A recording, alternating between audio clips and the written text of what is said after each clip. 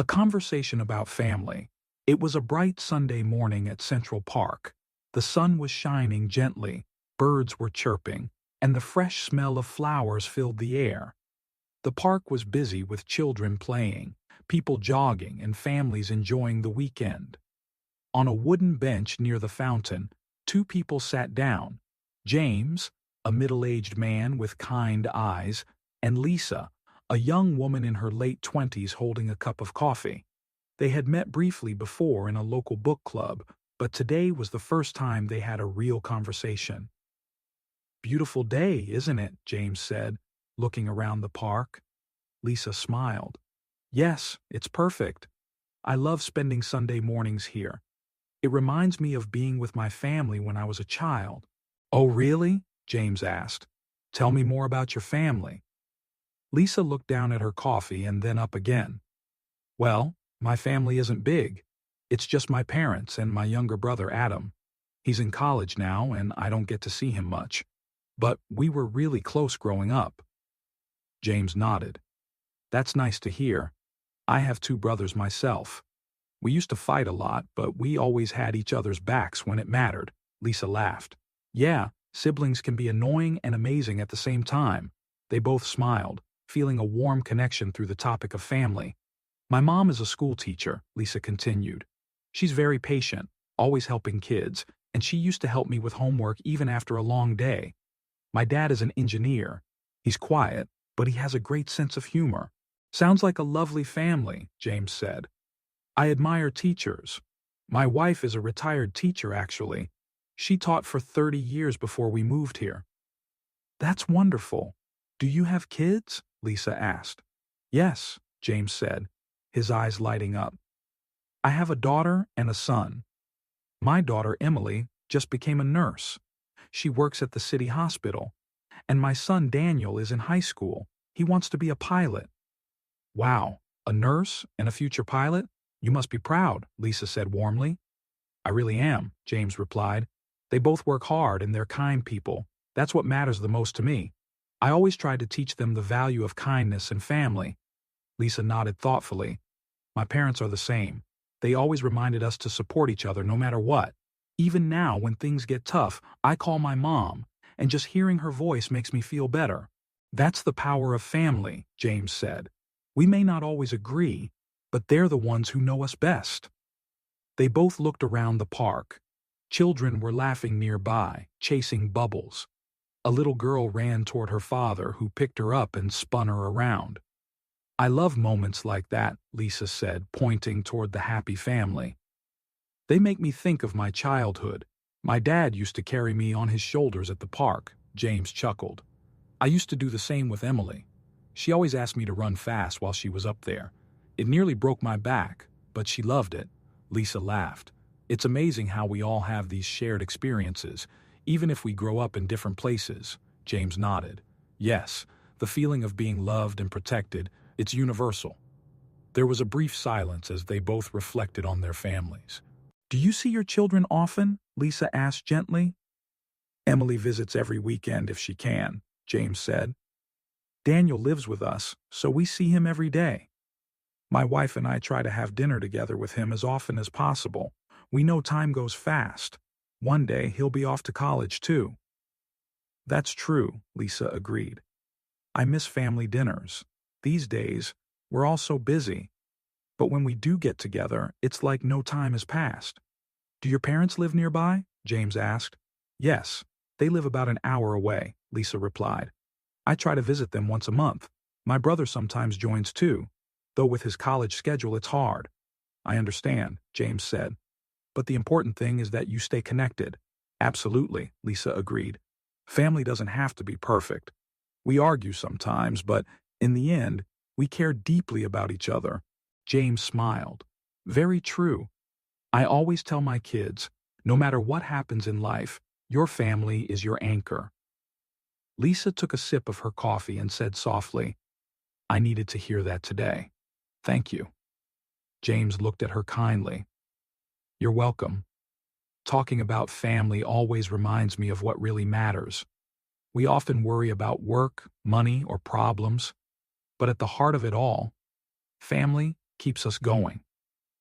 They sat quietly for a moment, watching the sunlight dance through the leaves. "I'm glad we had this conversation," Lisa said. "It made my morning better." "Mine too," James said. "Sometimes, a simple talk with a stranger can feel like catching up with an old friend." Lisa stood up and smiled. "I hope you have a great day, James." "You too, Lisa. And don't forget to call your mom today," he added with a wink. Lisa laughed. "I won't. Take care." As she walked away, James leaned back on the bench, feeling peaceful.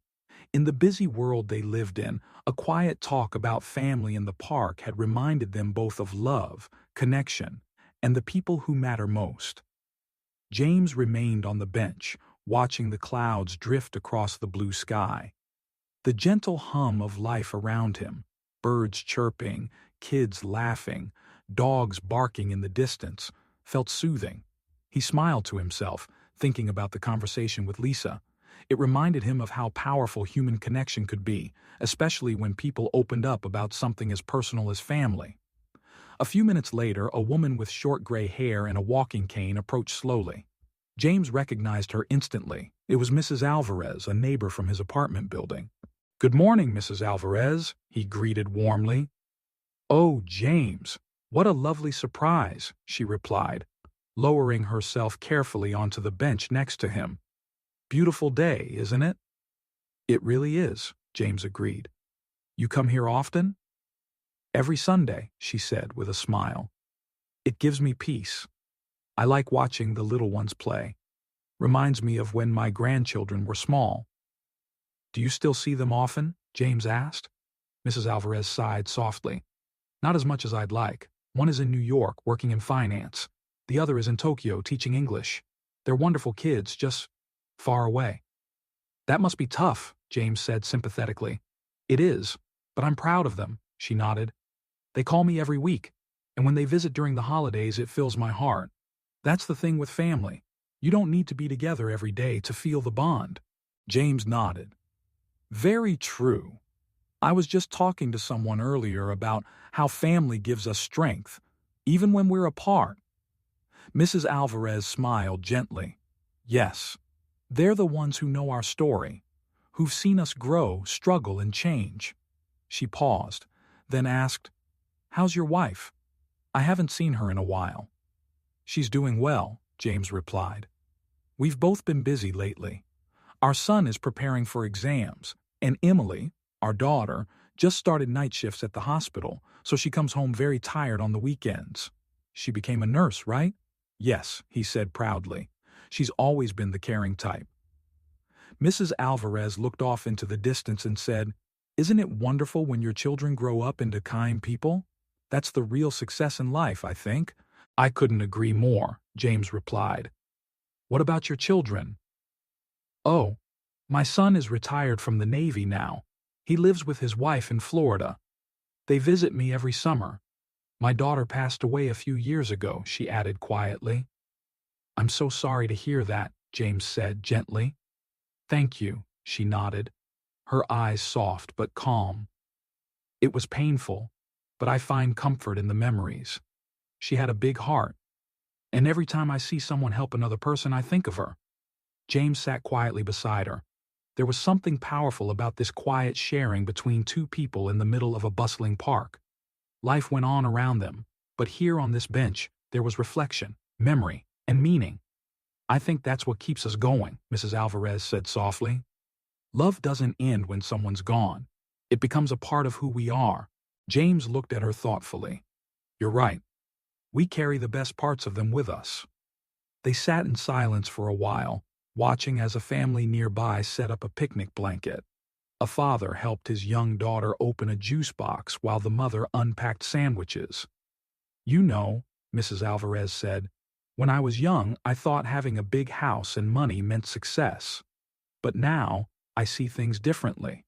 A quiet meal with family, a call from your grandchild, a walk in the park with someone who listens, that's the treasure." James smiled. "It's the small things that mean the most." She nodded. "And sometimes, even a short conversation can stay in your heart for a long time." James thought again of Lisa and their earlier chat. He hoped she had called her mom, just like he jokingly reminded her. He knew from experience how meaningful even a simple call could be. "I think it's important we talk about our families more," he said suddenly. "Not just the happy stories, but the challenges too. It reminds us that we're not alone." "Yes," Mrs. Alvarez agreed. "No family is perfect, but the love is still there, in different forms." She stood up slowly, leaning on her cane. "Well, I should get going. It was lovely talking to you, James. You too, Mrs. Alvarez. Take care and enjoy the rest of your walk." As she walked away, James sat back and breathed deeply. His heart felt full, not just from the fresh air and sunshine, but from the conversations he had that morning.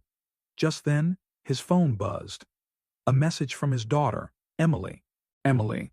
Hey, Dad, just finished my shift. Want to grab lunch later?" James smiled and typed back quickly. "James, absolutely. I'll bring Mom too. Let's eat together at the cafe." He put his phone away and stood up. As he walked toward the cafe, he passed the spot where Lisa had been sitting earlier. The cup of coffee she held was gone, but the memory of their conversation stayed with him. The park was full of life, and each person carried their own story, their own family, their own joys and struggles. But one thing was clear to James now. No matter how different people seemed on the outside, family was something that connected them all. Whether it was a parent, a sibling, a child, a grandparent, or even the memory of someone who had passed away, family lived on through love, through stories, and through simple conversations in the middle of a sunny park. Lunch with Emily. The cafe near the park was a quiet, cozy place, tucked under the shade of tall oak trees. James arrived first, chose a table by the window, and ordered 3 iced teas, his wife's favorite, Emily's usual, and one for himself. He sat down, feeling content and peaceful. The conversations he had earlier that morning, first with Lisa, then with Mrs. Alvarez, were still echoing in his heart. A few minutes later, the door opened and in walked Emily, dressed in her blue scrubs and carrying a tired but bright smile. Her dark hair was pulled back into a bun and her eyes were alert despite the long night shift she had just finished. "Hi, Dad," she said, leaning in to hug him. James stood up and hugged her tightly. "There's my favorite nurse. How was your shift?" "Busy, but good," she said, as she sat down and took a sip of her drink. "I helped deliver a baby at 3 a.m. The mom cried. Then I cried. It was one of those moments, you know?" James smiled. "Sounds like a beautiful night." "It was," she said softly, then looked around. "Where's Mom?" "She's coming soon," James said. "She had to stop by the store first." Emily nodded, then studied her father's face. "You look thoughtful. Did something happen this morning?" James chuckled. "You know me too well. I had 2 conversations today that reminded me how lucky we are to have each other. One with a young woman in the park who talked about her family, and another with our neighbor, Mrs. Alvarez. We talked about love, loss, and how much family shapes who we are." Emily leaned forward, interested. "That sounds really meaningful." "It was," James said, "and it reminded me of all the things I used to take for granted. Dinners together, watching you and your brother grow up, hearing your mom laugh in the kitchen." Emily smiled. "I remember those things too. I miss them." "We can always bring them back," James said. "Traditions don't need to disappear. They just need someone to start them again." Emily nodded. "You're right. Maybe we should have Sunday family dinners again. I can try to keep that night free." Just then, the door opened again, and James' wife, Claire, walked in, carrying a small bag of groceries. She smiled warmly at the sight of her husband and daughter. "Well, this looks like a lovely reunion," she said as she joined them. "Perfect timing," James said. "We were just talking about restarting Sunday dinners." "I'd love that," Claire said. "I miss cooking for both of you." Emily laughed. "Even the burnt lasagna?" Claire raised an eyebrow. "That happened once. Let it go." They all laughed, and for a while, the conversation turned light, discussing funny family memories, silly stories from Emily's childhood, and James's habit of falling asleep on the couch during every movie night. As the lunch plates arrived, the table was filled with the aroma of grilled vegetables, fresh bread, and lemon herb chicken. James looked at his wife and daughter, their faces glowing in the natural light, and felt a wave of gratitude wash over him. "You know," he said between bites, "family is more than just people we're related to. It's about the time we spend, the effort we make, and the love we choose to give." Claire smiled. "Well said," Emily added, "and sometimes it's the small things, like having lunch after a long shift, that matter the most." They ate slowly, savoring not just the food, but the presence of one another.